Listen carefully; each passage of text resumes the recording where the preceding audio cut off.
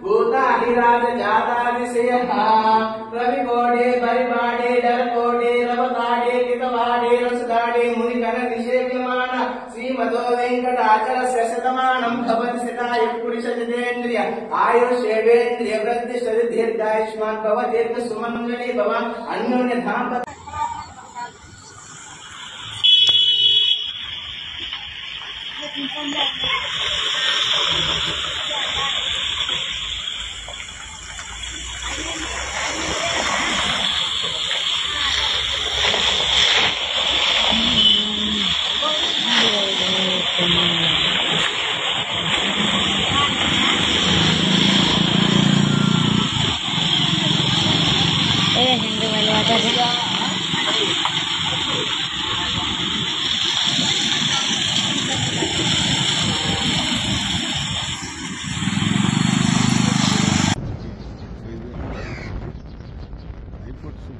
Guidelines ప్రకారం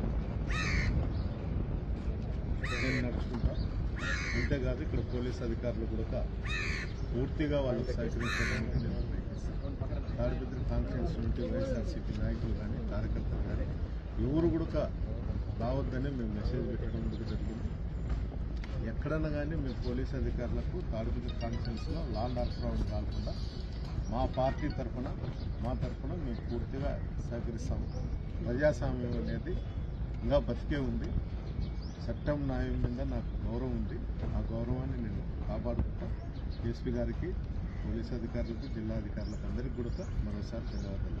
supreme court చాలా స్పష్టమైన ఆదేశాలు జారీ చేసింది. ఎందుకంటే మీ నియోజకవర్గంలోకి మీరు వెళ్ళొచ్చు, అక్కడ స్వేచ్ఛగా రాజకీయ కార్యకలాపాలను నిర్వహించుకోవచ్చు. ఎట్లా చూస్తారు మొత్తం ఆదేశాలను ఏ విధంగా చూస్తారు? ఎందుకంటే చట్టాన్ని నమ్ముకొని మీరు ముందు నుంచి ఫైట్ చేస్తున్నారు, న్యాయ పోరాటం చేశారు, ఒక రకంగా విజయం కూడా సాధించారు అనిపిస్తుంది. నేను ముందు నుంచి కూడా రాజకీయంగా కానీ ప్రభుత్వం తరఫున ఉన్నటువంటి వాళ్ళు కానీ నన్ను అడ్డుకోవడం జరుగుతూనే ఉన్నది. దానిపైన ప్రతిసారి కూడా నేను కోర్టుకు పోవడం, పర్మిషన్ తీసుకురావడం, అధికారులకి వాళ్ళు దాన్ని తిరస్కరించడం ఈ విధంగా జరుగుతున్నది. లాస్ట్ దశలో నేను సుప్రీంకోర్టుకు పోయి ఒక ఆర్డర్ తీసుకురావడం జరిగింది. కింద కోర్టును ఇచ్చినటువంటి ఆర్డర్ను ఒబే చేస్తూ ఏదన్నా కానీ ఎక్స్పెండిచర్ ఏదన్నా ఉంటే కూడా మీరు భరించాలని చెప్పడం జరిగింది. అదేవిధంగా నేను ఎస్పీ గారికి మెయిల్ పెట్టాను. ఆయన కూడా దానికి సమాధానం చెప్పడం, ఈరోజు నన్ను తాడిపత్రికి పోయేదానికి కూడా పోలీస్ అధికారులు పూర్తిగా వాళ్ళు నాకు సహకరిస్తారు. నేను కూడా వాళ్ళకు లాండ్ ఆర్డర్ ప్రాబ్లం కానీ ఎలాంటిది కూడా తాడిపత్రి కాన్స్టిట్యూన్సీలో ఎలాంటి అవాంఛనీయ సంఘటనలు జరుపుకోకుండా నేను వాళ్ళకు పూర్తి కూడా సహకరిస్తాను సందర్భం. సో ఎమ్మెల్యేగా ఉన్నప్పుడు మీరు తాడిపత్రి నియోజకవర్గంగా విస్తృతంగా పర్యటిస్తున్నారు. ఇప్పుడు ఎలక్షన్ తర్వాత 15 నెలల గ్యాప్ వచ్చింది. సో పబ్లిక్కి ఏ విధంగా రీచ్ అవుదాం అనుకుంటున్నారు? వాళ్ళ సమస్యలు కావచ్చు, లేకపోతే వారికి ఎట్లా ఏ విధమైన సేవ చేద్దామన్న భావంతో ఉంటున్నారు? నేను ఇప్పటికే శ్రీకాళ చంద్రబాబు ఫోన్ ద్వారా కానీ నేను ఎప్పుడైనా గ్రామాల్లోకి పోయినప్పుడు చేయడం జరుగుతాను. ఈ నెల 11వ తేదీ నుంచి కూడా మళ్ళీ తిరిగి అదే కార్యక్రమాలు మొదలు పెడతా. ప్రజల్లోకి వెళ్ళి అక్కడ ఉన్నటువంటి ప్రతిపక్ష పాత్ర అనేది నేను పోషించుతా.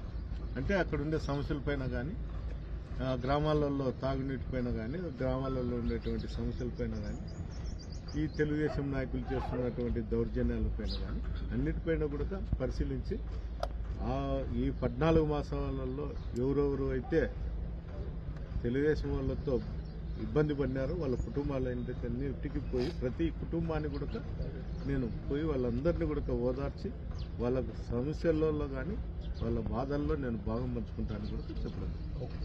మొత్తం మీదైతే తాడిపత్రి